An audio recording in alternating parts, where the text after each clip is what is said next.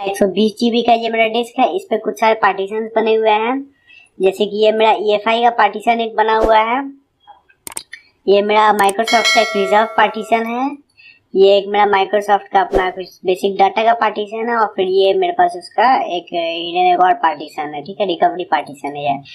तो मुझे सबसे पहला जो काम करना पड़ेगा वो ये है कि मुझे जो ये पार्टीशन है, इस पार्टीशन को मुझे रिसाइज करना पड़ेगा, क्योंकि आप देख सकते हैं कि भाई 2 MB में तो मेरा इंस्टॉल होने चला कुछ भी, तो फिर मुझे इसको थोड़ा रिसाइज करना पड़ेगा। सबसे पहले इधर मैं आऊँगा, राइट क्लिक करके रिसाइज एंड मूव, उसके बाद थोड़ा सा इसको छोटा कर दिया जाए अराउंड, ये जो देख रहे हैं ये 1000 के पास में, मतलब एक GB होता है 102 पर, 1024 MB को 1 GB बोलते हैं।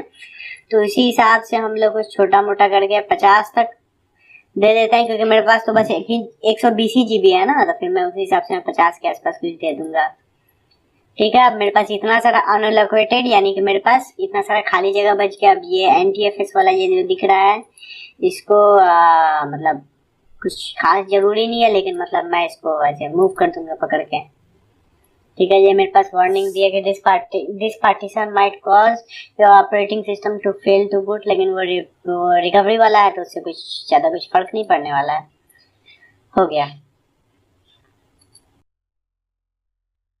अब मेरे पास 70 GB का इतना सारा खाली जगह बच चुका है, और मेरे पास ये EFI वाला फैट ट्रैक बना हुआ है, इसको ऐसे मैं अप्लाई कर दूंगा, अप्लाई डाटा।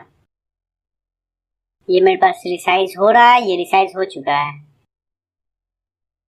ये मेरा मूव हो रहा है, ये जो मैंने अपना डिस्क को अभी मूव किया, ये 500 MB वाला।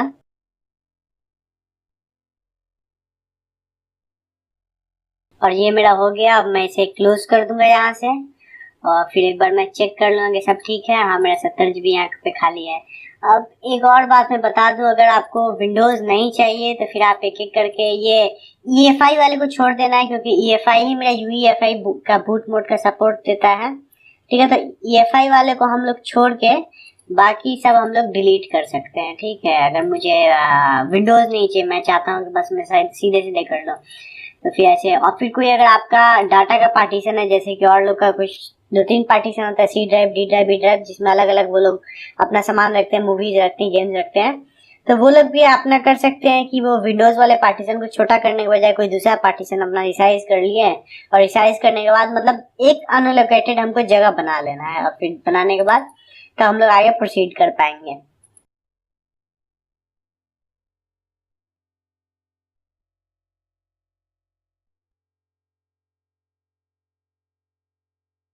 लिनक्स इंस्टॉल करने के लिए जो मेरा दूसरा स्टेप होता है वो ये होता है कि मैं अपना सेटअप खोलूं, और खोलने के बाद मैं इस पार्टीशन तक पहुंच जाऊं। अब यहाँ पे मेरे पास 3 बातें पूछ रहा है। पहला कि मैं विंडोज के अलॉन्ग साइड अपना मिंट डालना चाहता हूँ, लिनक्स को मैं डालना चाहता हूँ, तो फिर क्योंकि हमने फ्री स्पेस पहले ही एलोकेट कर दिया, तो ये हम लोग पिक करके चल सकते हैं, कोई प्रॉब्लम नहीं आएगी।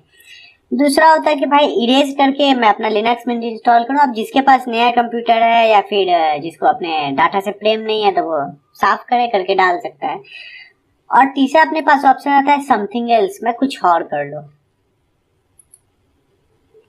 तो ये मेरे सामने खुल चुका है समथिंग एल्स वाला पार्ट। अब समथिंग एल्स वाले पार्ट में हम लोग को काफी कुछ है। सबसे पहले हम लोग ये ध्यान दे देंगे कि यहाँ पे डिवाइस फॉर बूट लोडर है, यहाँ पे हम लोग को सेलेक्ट करना होगा, तो मैं अपना हार्ड डिस्क सेलेक्ट कर लूंगा।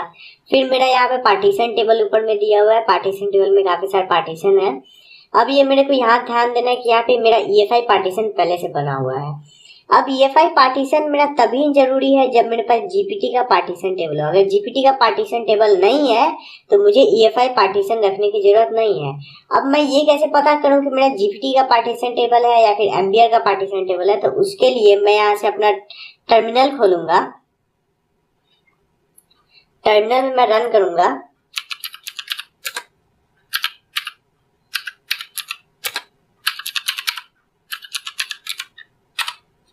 अब ये यहाँ पे गौर कीजिएगा, मैंने यहाँ पे dev/sda क्यों लिखा, क्योंकि मैं dev/sda का मैं पार्टीशन टेबल में निकाल रहा हूँ। तो ये मेरा GPT है। अगर ये मेरा GPT है तो फिर मैं यहाँ पे EFI का पार्टीशन रखूंगा। अगर नहीं होता, मेरे पास MBR होता, तो मैं EFI का पार्टीशन नहीं रखता। अब क्योंकि मेरे पास GPT का पार्टीशन है, फिर मेरे पास EFI का पार्टीशन है, तो फिर आगे मैं बढ़ सकता हूँ। लेकिन मैं आपको ये दिखा देता हूँ कि अगर आपके पास EFI का पार्टीशन नहीं है तो कैसे बनाना है, यहाँ फ्री स्पेस पे सेलेक्ट करना है, फ्री स्पेस को यहाँ पे ये ऐड का आइकन बना हुआ है इसको क्लिक करना है। फिर 1 GB में 1024 MB होता है, तो जब 1024 MB होता है तो मैं यहाँ पे 1024 MB यहाँ लिख दूंगा, और लिखने के बाद फिर मैं यहाँ पे यूज एज में EFI यहाँ पे सेलेक्ट कर लूँ तो फिर मेरा हो जाएगा। मुझे बस ओके करना रहेगा, मेरा बन जाएगा। ऐसे मैं यहाँ पे बनाने वाला नहीं हूँ अब, क्योंकि मेरे पास पहले से है बूट का यहाँ पे EFI के लिए पार्टीशन, तो फिर मेरे को फिर बनाने की जरूरत नहीं है। अब मैं यहाँ पे बूट का पार्टीशन बना लेता हूँ। तो बूट के पार्टीशन के लिए मैं अक्सर 2 GB देता हूँ। अब यहाँ पे कैलकुलेट करने के लिए हम लोग एक कैलकुलेटर खोल लेते हैं। 2 GB मैं बनाने वाला हूँ।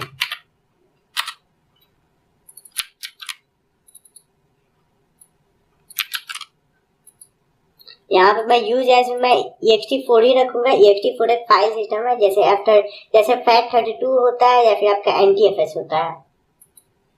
यहाँ पे मैं माउंट पॉइंट में बूट सेलेक्ट कर लूंगा और यहाँ पे ओके दबा दूंगा।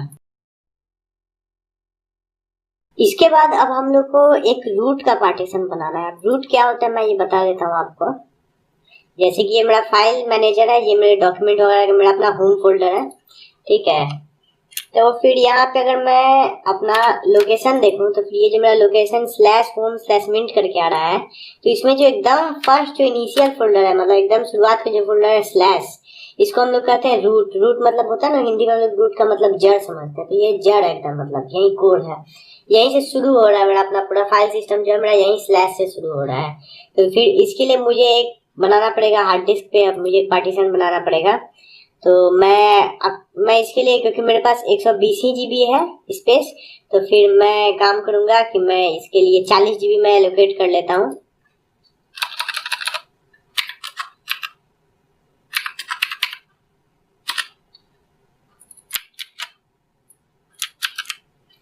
इसको भी ext4 ही रखना है और यहाँ पे हम लोग स्लैश सेलेक्ट कर लेंगे। अब हम लोग को जो बचा मेरे पास कुछ 32 GB के पास जो स्पेस बचा, उसमें सबसे पहले मैं एक स्वैप बनाऊंगा। स्वैप क्या होता है? स्वैप आपका हार्ड डिस्क पे एक स्पेस होता है जो थोड़ा थोड़ा रैम जैसा काम करता है। मतलब अगर कभी आपके पास काफी सारा वर्क हो गया, काफी सारा आप एप्लीकेशन खोल लिया, फिर आपका रैम एकदम बढ़ने लगा, तो उस मामले में आपके स्वैप में भी थोड़ा सा जगह एलोकेट हो जाएगा, उसमें भी थोड़ा सा सामान वगैरह डाला जाएगा। और एक और बात, मान लीजिए कि अगर आप अपने सिस्टम को हाइबरनेट किए तो रैम में जो कुछ भी है उसको स्वैप में ही कॉपी कर लिया जाता है। अब स्वैप बनाने का जो तरीका है उसमें हम लोग को सबसे पहले ये ध्यान देना रहता है कि मेरा स्वैप हमेशा मेरे रैम के डबल साइज रखना चाहिए। मतलब रिकमेंडेड है कि मतलब डबल साइज हम लोग रखते हैं, ताकि कभी हाइबरनेट की तो चीजें मैं आराम से उसमें स्टोर कर सकूं। तो अब मेरे पास कितना रैम है ये कैसे मैं देखूंगा, तो उसके लिए मैं इसको रन करूंगा। तो यहाँ पे मैं यहाँ देख सकता हूँ कि यहाँ मेरे पास 3 GB रैम है। अगर मेरे पास 3 GB रैम है तो मैं 6 GB का स्वैप बनाऊंगा।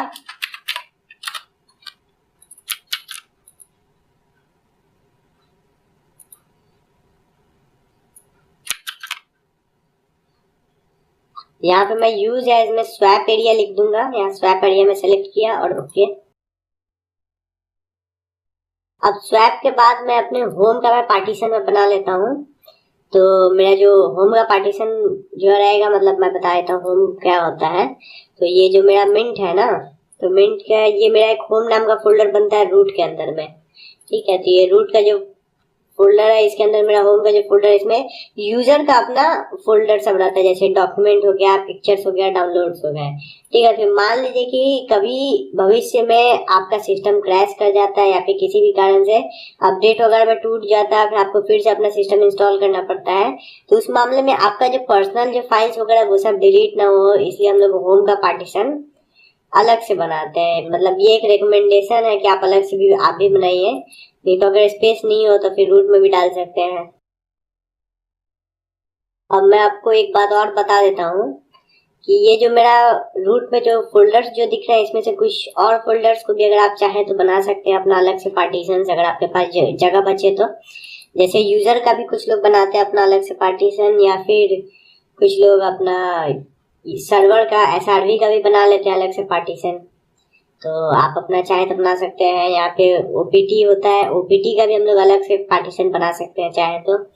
कुछ पार्टीशन आपका अलग से स्टोरेज वगैरह का है तो फिर आप इसमें मीडिया के नाम पे फोल्डर में अपना माउंट वगैरह करवा सकते हैं। तो फिर आपको मान लीजिए कि मेरे पास कोई अगर एक्स्ट्रा से मुझे पार्टीशन बनाना है फिर मीडिया वाले मुझे डालना है तो मैं यहाँ माउंट पॉइंट में ऐसे ही लिखूंगा /media /फोल्डर का नाम जैसे स्टोरेज 1 ऐसे करके मैं अपना बना सकता हूँ।